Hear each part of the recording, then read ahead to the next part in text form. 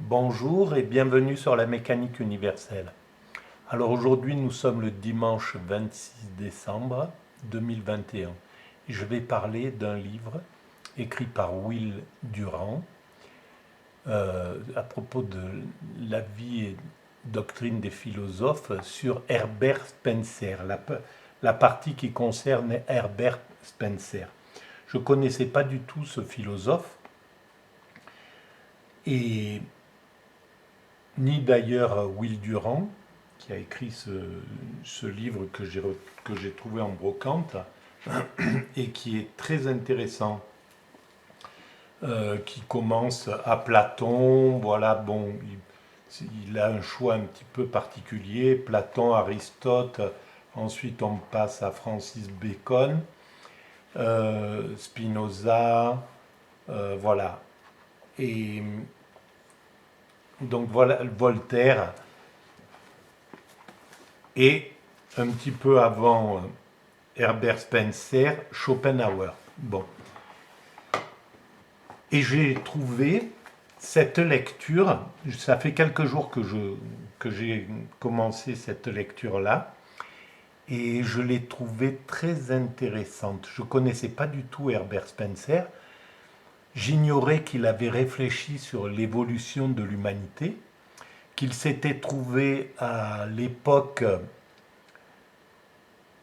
la même époque que Charles Darwin, et qu'en fait il avait même anticipé un petit peu le travail de Darwin.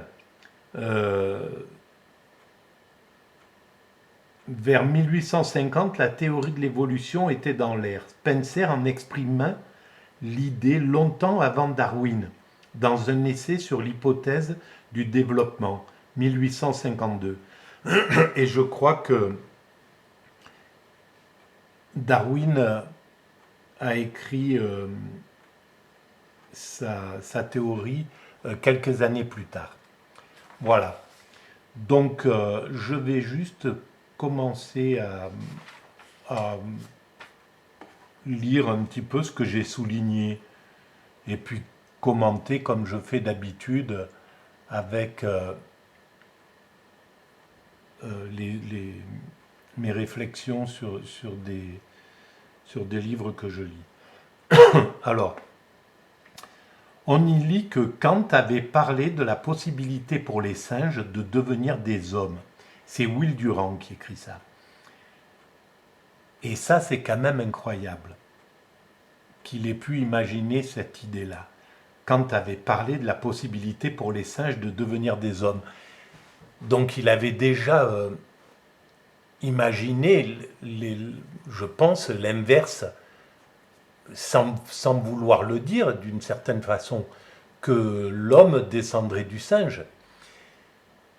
Mais le fait de penser que des singes peuvent devenir des hommes, c'est quelque chose auquel j'ai déjà pensé en regardant les bonobos.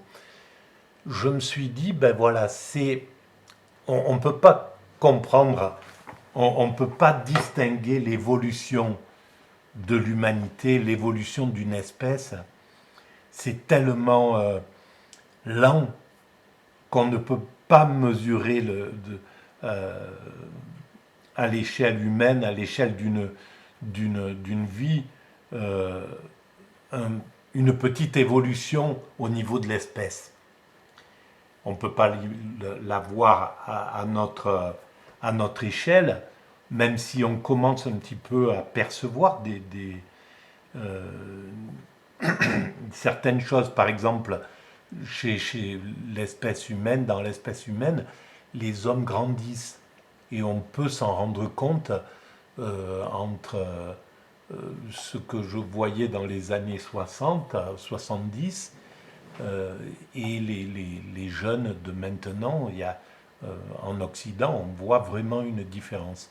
Donc, on peut commencer un petit peu à voir ça. Mais au sujet des bonobos, je pense que ils sont l'évolution des, des chimpanzés. Et si on leur laisse des milliers, des milliers, des dizaines de milliers, des centaines de milliers d'années d'évolution, ils peuvent aller vers l'humanisation, en fait.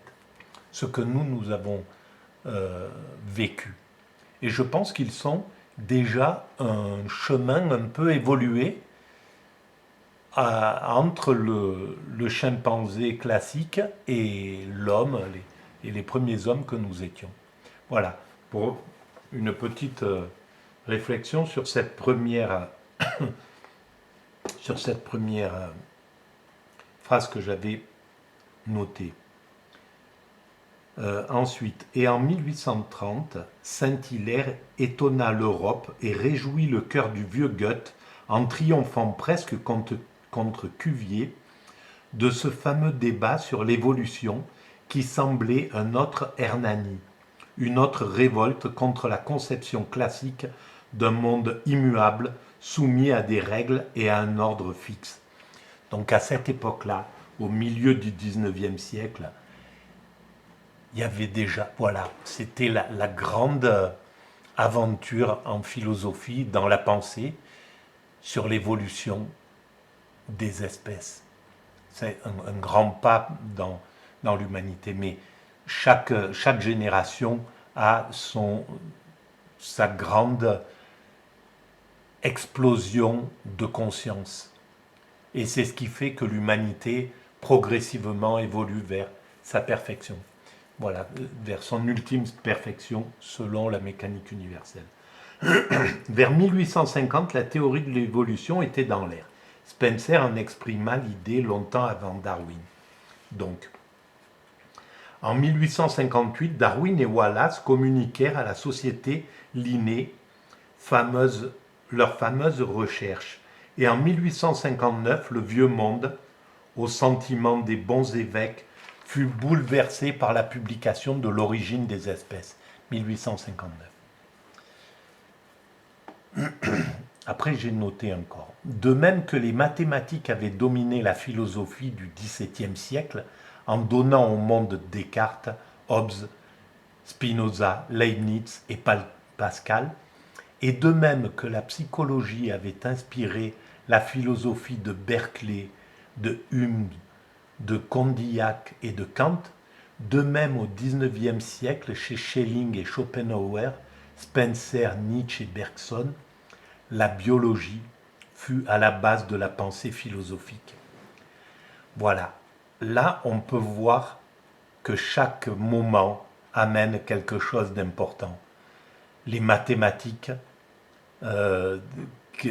voilà la philosophie qui emprunte aux mathématiques, puis qui emprunte à la psychologie, puis qui emprunte à la sociologie, à la biologie, à la sociologie, et qui emprunte avec Freud, à partir de Freud, à la psychologie, à l'analyse, etc.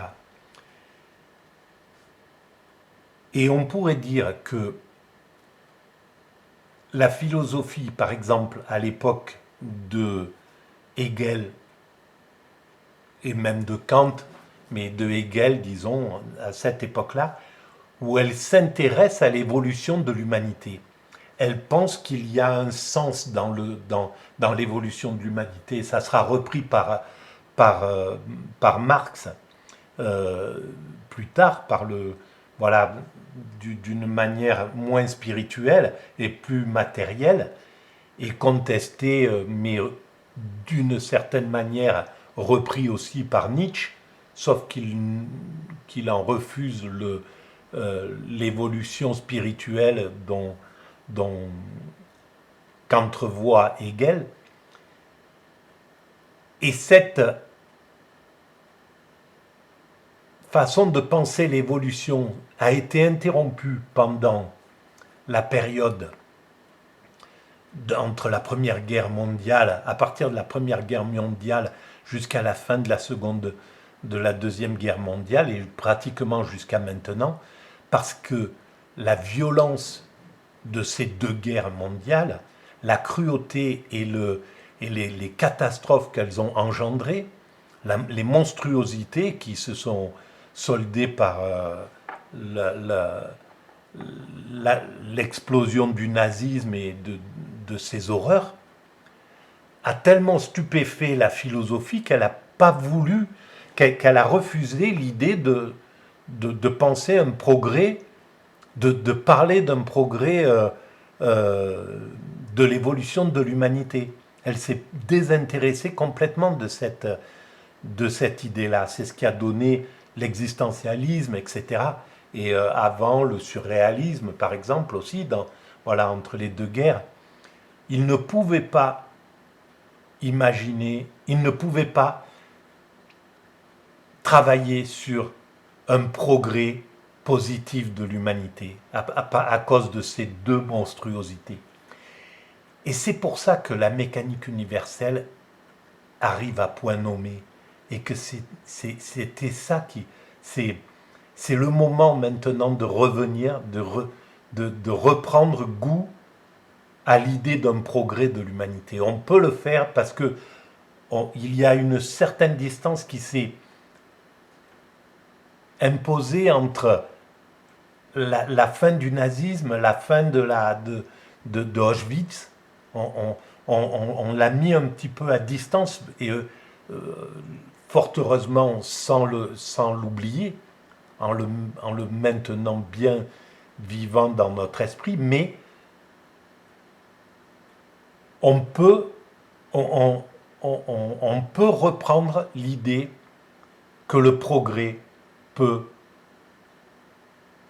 que la technique,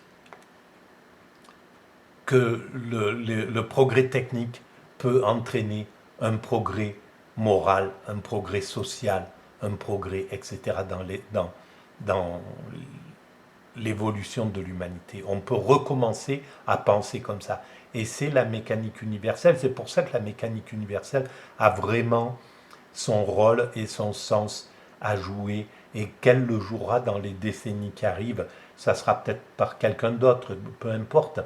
Mais cette idée-là va reprendre des couleurs et d'une autre, avec beaucoup plus de conscience, beaucoup plus de précision.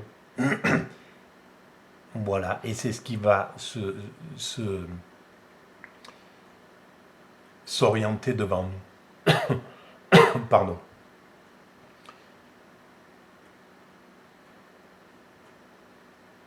Et on peut commencer, malgré le fait que ce que nous vivons depuis 2 ans, avec, et depuis 1 ou 2 décennies, l'impact de la société humaine sur le climat, sur l'écologie, sur la nature, plus le virus qui vient de tomber sur l'humanité, pourrait nous faire douter de l'évolution de l'humanité, de l'évolution positive de l'humanité. Mais elle y est, cette évolution positive. Et la prise de conscience de l'écologie, le fait que ce soit des enfants maintenant, des jeunes, des jeunes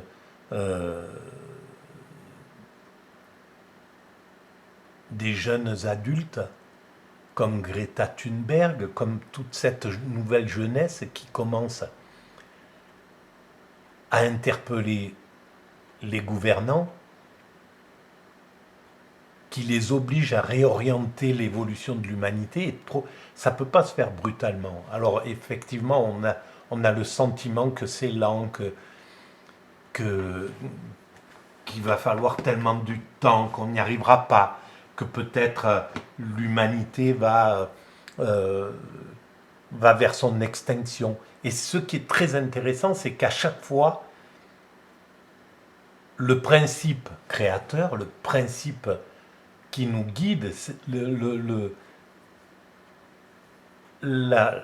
la logique de l'humanité nous dissimule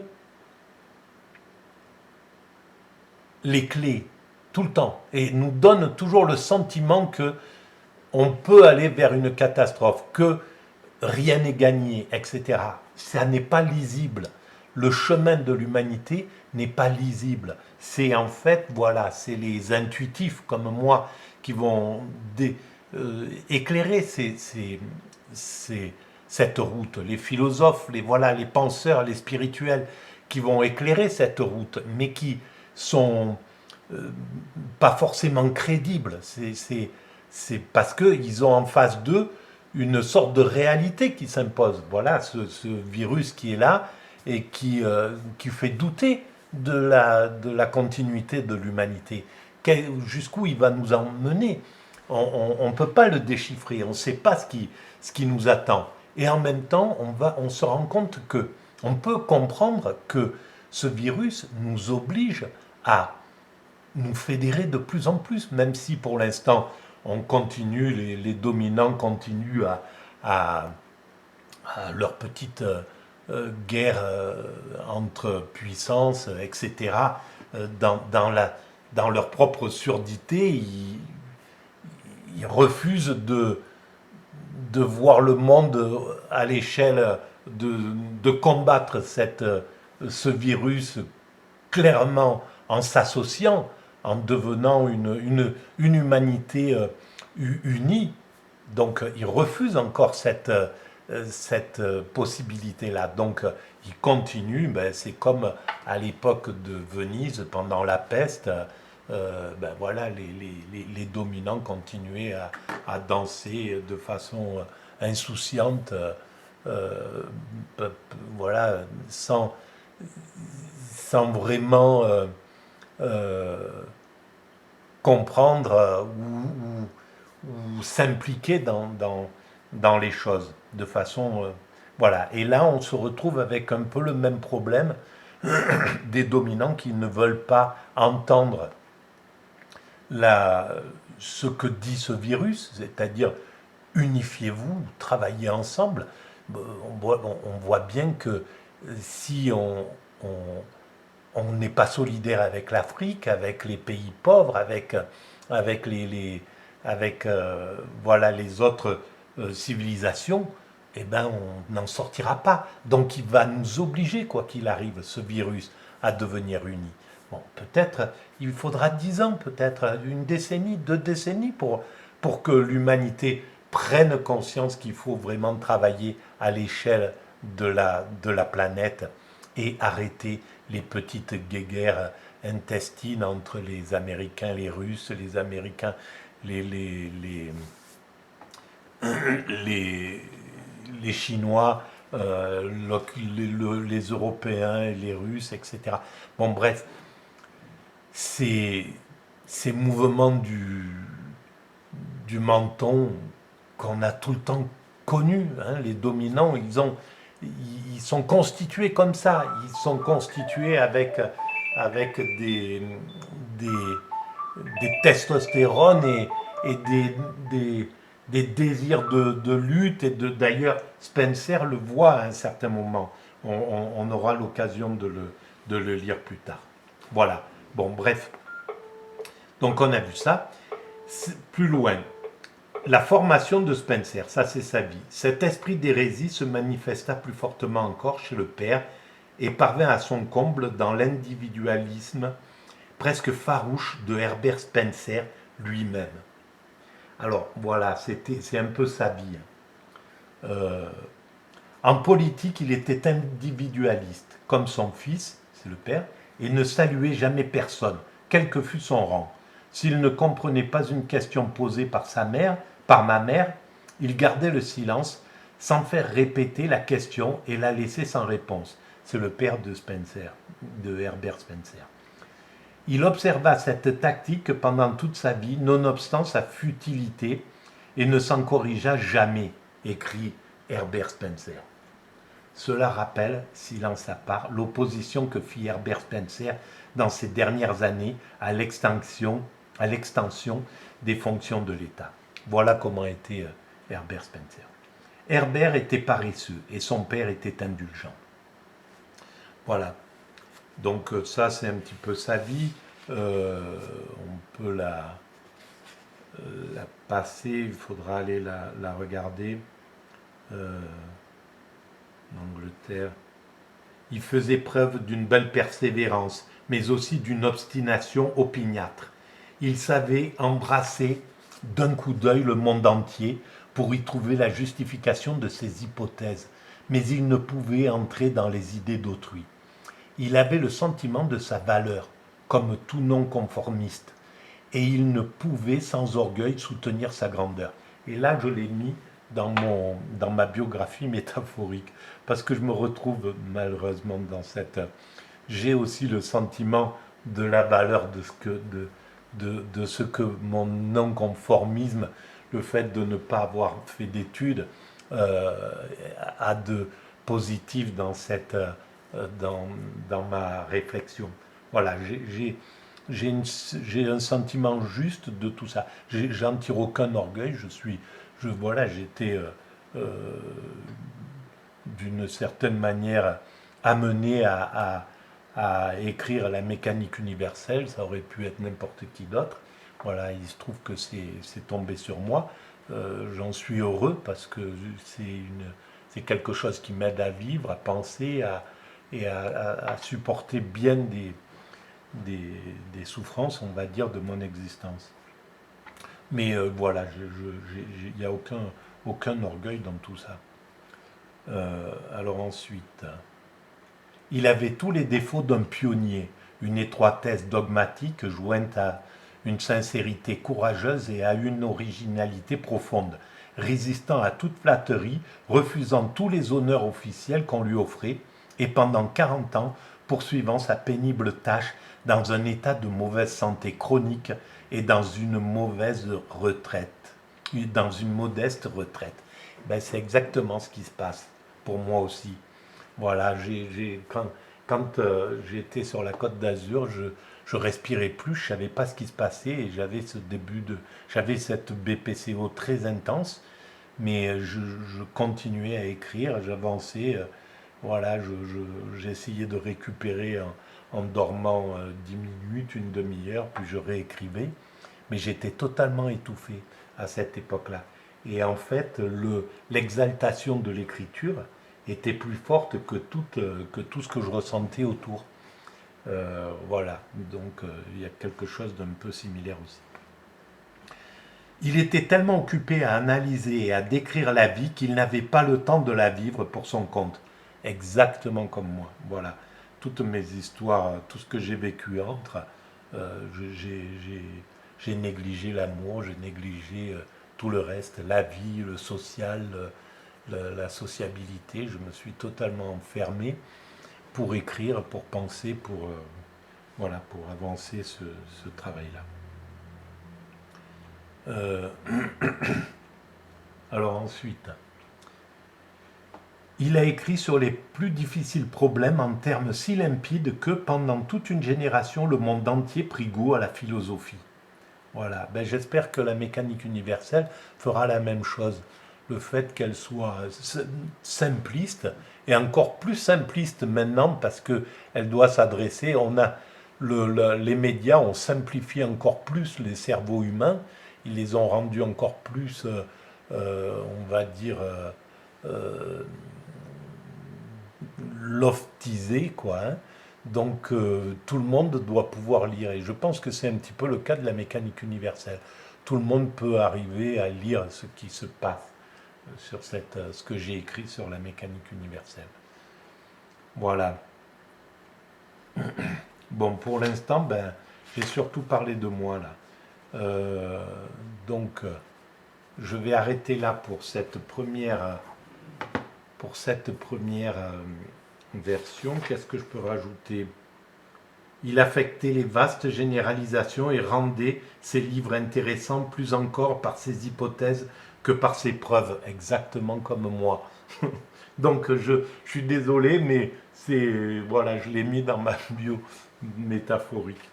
Et mais c'est ça, il n'y a aucune preuve dans la mécanique universelle, mais c'est des presque preuves. C'est de la logique, c'est par la logique que j'essaye de démontrer cette évolution de l'humanité. Voilà. Alors ensuite, bon, il reste encore un petit peu. L'ouvrage se vendit mal, mais lui ouvrit la porte des revues. En 1852, son essai sur la théorie de la population, un des nombreux exemples de l'influence malthusienne sur la pensée du XIXe siècle, exprimait en formule lapidaire l'idée que la lutte pour la vie conduit à la survivance des plus capables. La même année, son essai sur l'hypothèse du développement faisait justice de la banale objection d'après laquelle l'origine de nouvelles espèces dues à la modification, etc. Voilà, bon, j'arrête là pour l'instant.